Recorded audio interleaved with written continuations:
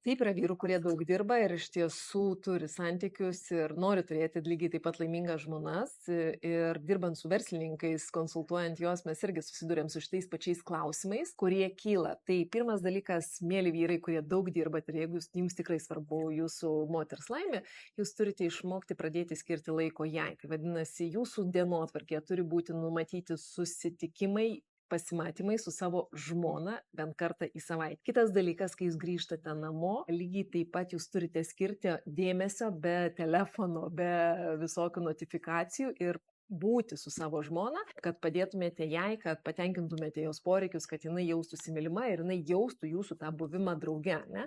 Tai reiškia ir prisidėti ir paklausti, o ką aš galėčiau padaryti, kad tu būtum laiminga ir priimti dalį tos namų ūkio darbų, taip, kad jūs būtumėt vienis būtent santuokoje. Tai aš labai linkiu jums pradėti skirti pasimatymus ir kokybišką laiką